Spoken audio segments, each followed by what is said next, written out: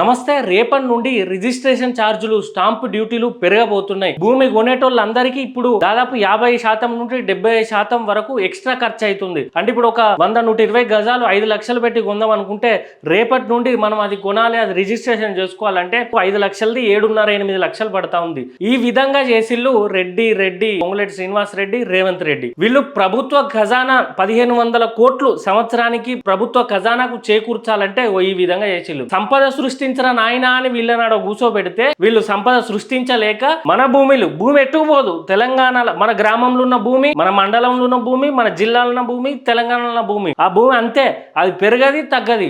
మనం కొనుక్కుంటా ఉంటాం. కొనేటోడు అమ్మేటోడు, కొనేటోడు అమ్ముకుంటూ భూమి అక్కడనే ఉంటుంది. దాని మీద ఎవడైతే ఓనర్షిప్ పెట్టుకుంటాడో వాడు ఇంత కట్టాలి గవర్నమెంట్కి. అట్లా రోజు 144 సబ్ రిజిస్టర్ ఆఫీసులల్లో వందలు వేల కొద్ది రిజిస్ట్రేషన్లు అయితే ఉంటాయి. ఆ రిజిస్ట్రేషన్ ఛార్జీలతోటి వీళ్ళు గవర్నమెంట్ వాళ్ళకు శాలరీలు ఇచ్చుకుంటా నడుపుతూ ఉన్నారు. ప్రభుత్వ ఖజానాకు సరిపోతలేదు, తినడానికి సరిపోతలేదు అని చెప్పి మళ్ళా రేట్లు పెంచిళ్ళు. దాదాపు 50 నుండి 75% వరకు పెంచిళ్ళు. అంతే. మనం ఇప్పుడు పేద మధ్యతరగతి కుటుంబంలో ఉన్నోడు ఎవడన్నా భూమి కొనలేకపోతారు. ఇప్పటికే పుసుక్కునే 100-200 గజాలు కొందామంటే డబల్ ఛార్జీలు అయినాయి దగ్గర.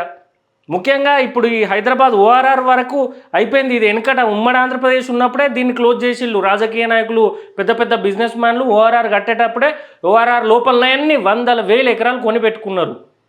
ఇప్పుడు వాళ్ళ బిజినెస్ డెవలప్ అయింది, అంతా అయిపోయింది వాళ్ళది. ఇప్పుడు రేవంత్ రెడ్డి ప్రభుత్వం వచ్చినాక ఫస్ట్ ఏం చేసిళ్ళంటే ఓఆర్ఆర్ నుండి మనం ఇదంతా ఫస్ట్ వాళ్ళ ఉమ్మడి ఆంధ్రప్రదేశ్ ఉన్నప్పుడే ఉన్నారు కదా, దీన్ని ఏం చేయలేము, దీన్ని ఏమైనా పుల్ల పెడదామంటే వాళ్ళని ఎల్లగొట్టి బీఆర్ఎస్ పార్టీ అధికారంలోకి వచ్చినాక బీఆర్ఎస్ పార్టీ వాళ్ళు రాయించుకున్నారు. ఇంకా మనం ఏం చేయలేము అని చెప్పి ఎట్లా అని ఆలోచించి ఓఆర్ఆర్ నుండి RRR వరకు అని చెప్పి ఓ ప్లాన్ వేసుకొని ఆ ల్యాండ్లు అందరూ మినిస్టర్లు అందరూ కలిసి 100 ఎకరాలు కొనిపెట్టుకున్నాక ఓఆర్ఆర్ నుండి RRR వరకు డెవలప్మెంట్ చేస్తాం, ఇండస్ట్రియల్ కారిడారు, ఆ city, future city, sun city, మంట్ల సిటీ, అన్ని సిటీలు అని చెప్పి దానికి డిమాండ్ పెంచినాక ఇప్పుడు దాన్ని కొన్నారు, దాన్ని డిమాండ్ పెంచిళ్ళు. ఇప్పుడు రిజిస్ట్రేషన్ ఛార్జీలు పెంచిళ్ళు. అంటే ఇప్పుడు అక్కడ డెవలప్ అయ్యేటప్పుడు మళ్ళీ పేద మధ్యతరగతి కుటుంబాన్ని ఆశ ఏమన్నా ఎక్కడనో అక్కడ ల్యాండ్ ఉండాలి కదా.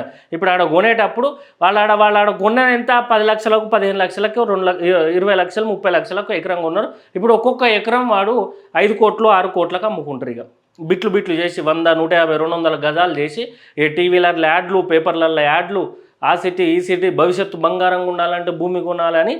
ఇప్పుడు మనకు ఆడ ఏం లే, తిమ్మిని బొమ్మి చేసుడు, దాన్ని ఇంత పెద్దగా చేసి చూపెడతారు. అందుకే వీళ్ళు అధికారంలో మంచిగా సంపాదించేది ఎందుకంటే ఇట్లాంటి తిమ్మిని బొమ్మి చేసేది.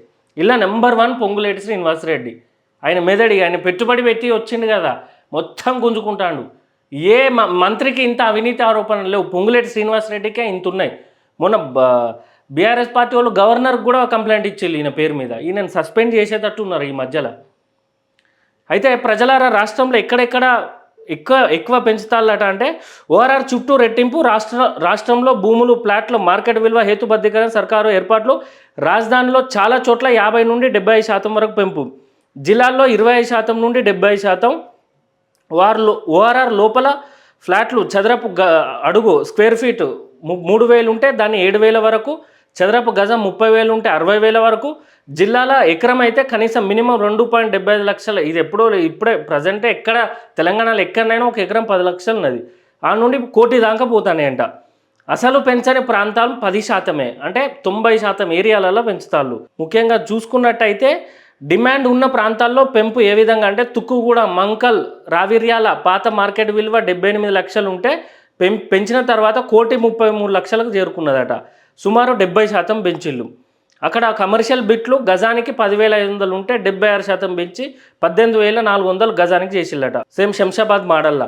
కోకాపేట పరిసర ప్రాంతాల్లో ఎకరం విలువ 7 కోట్ల నుంచి 10 కోట్ల వరకు, తెల్లాపూర్లో ఎకరం 4 కోట్ల నుండి 10 కోట్ల వరకు, పటాన్ చెరువు ప్రాంతంలో 2.5 కోట్లు ఉన్నది 6 కోట్ల వరకు పెంచిల్లంట. ఇక కందుకూరు పరిధిలో ఎకరం 50 లక్షలు ఉంటే దాన్ని 3 కోట్లు పెంచిల్లంట. రంగారెడ్డి జిల్లా యాచారం పరిధిలో 50 లక్షలు ఉన్నదాన్ని మినిమం 50 లక్షలు ఉండాలి ఒక ఎకరం అనేది రంగారెడ్డి జిల్లాలో పెంచిళ్ళు. ఇట్లా మొయినాబాద్లో చౌటుప్పల్, ఓఆర్ఆర్ చుట్టుపక్కల ఉన్న ప్రాంతాలన్నీ, అమీర్పేట, ఖైరతాబాద్, ఆనందనగర్, ఎర్రమంజిల్ ఇట్లాంటి కాలనీల్లో గజం విలువ 48,000 ఉంటే దాన్ని 60,000 పెంచిల్లట. ప్రతి ఎకరం భూమి 10 లక్షలు అనుకో 15 లక్షలు, గజం 10,000 అనుకో 20,000, 50,000 గజం ఉంటే అది 80,000 దాకా పోవుడు. ఇక ఇట్లా పెంచి ఖజానాకు పెడతాను వీళ్ళందరూ.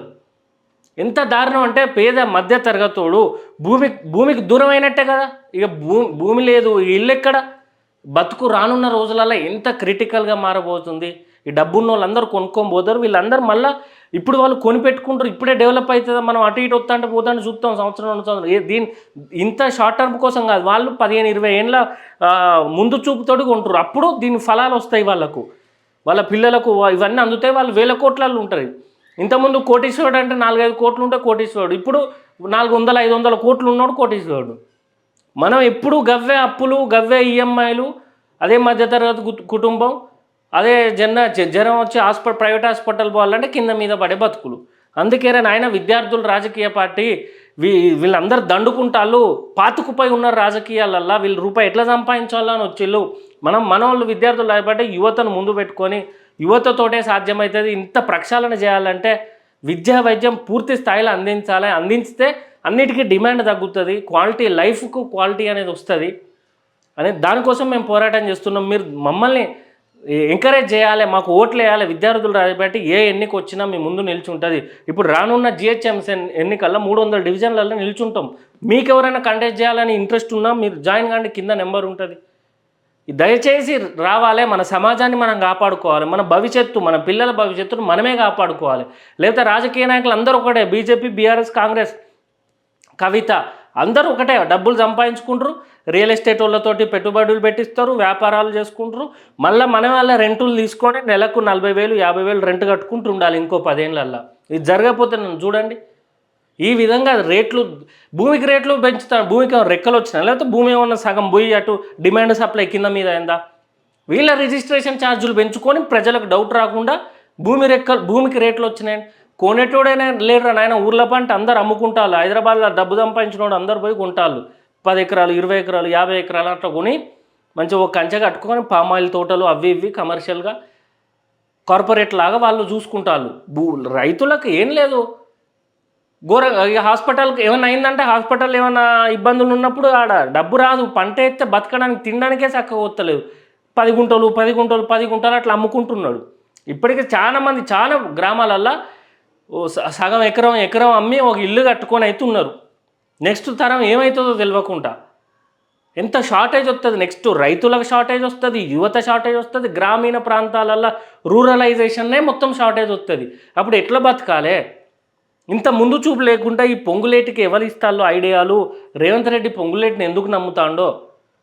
సరే కేసీఆర్ పెంచిండంటే పెంచిండు, కేసీఆర్ కూడా దొంగనే, ఆయన దొర అంటలేను.